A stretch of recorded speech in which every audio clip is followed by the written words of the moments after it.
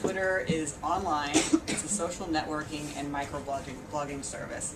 Users send tweets, which are very similar to text messages. They're limited to 140 characters.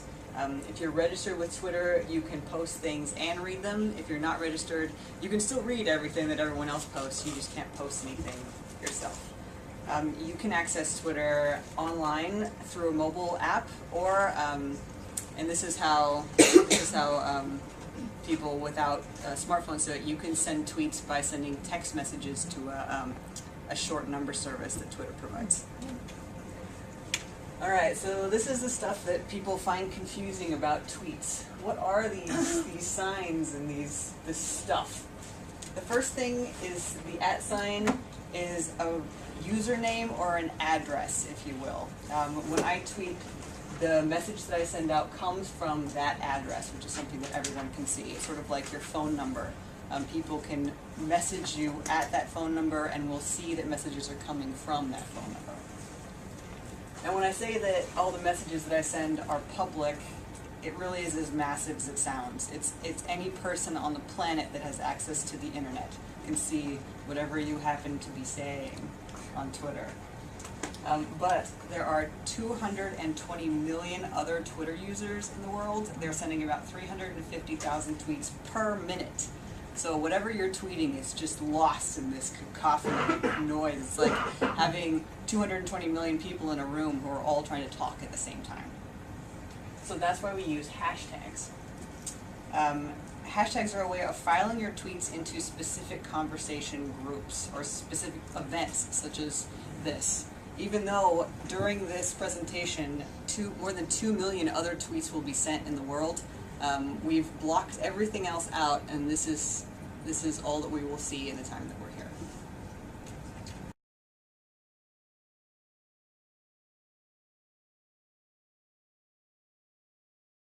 Twitter is a way of communicating actions, activities, or a current state of being publicly. For instance, letting everyone know that you had donuts for breakfast. This is what makes it a micro-blogging site. So they're really tiny little blogs about whatever you're doing throughout the day. Now this tweet is public, but because there's no address or that @ that I mentioned earlier included, no one gets a notification. So unless someone is sitting on your Twitter account just so excited to hear what you had for breakfast, no one is going to see that you sent this tweet. Alternatively, you can microblog more specifically.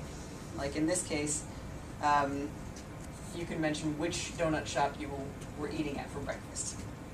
In this case, the person who manages the address Dunkin' Donuts will get a notification that you sent a tweet about them. Think of this type of messaging such as public plus. Everyone can still see and read it, and Dunkin' Donuts gets a notification that it was posted.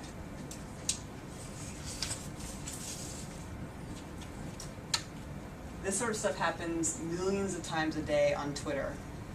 Donut shops that are being mentioned have taken notice, like in this example where Shelley Downs uses hashtag #MyDunkin' to talk about her experience with Dunkin' Donuts in the morning.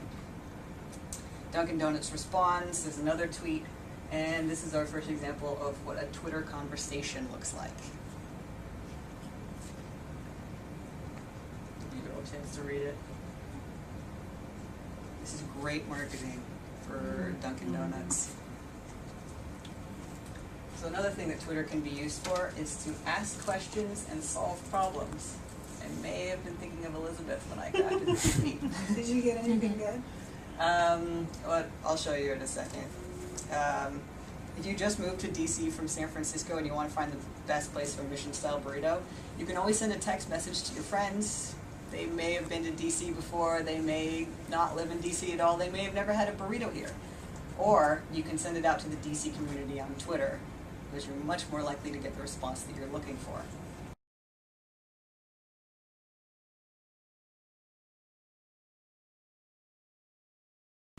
And this is what people are saying about these brands. You're not alone, Brian. Everyone hates United. No, but this is an incredible source of information about how people perceive your company, or organization, or your nonprofit. Do they perceive it generally positively? What sort of experiences are they having with your staff? with your products. People are generally happy with Dunkin' Donuts. I went through the first 100, 200 tweets and there was not one single negative thing about Dunkin' Donuts that was being said. Get out of here. United was 90% how much they are hated by everyone who has to use their service.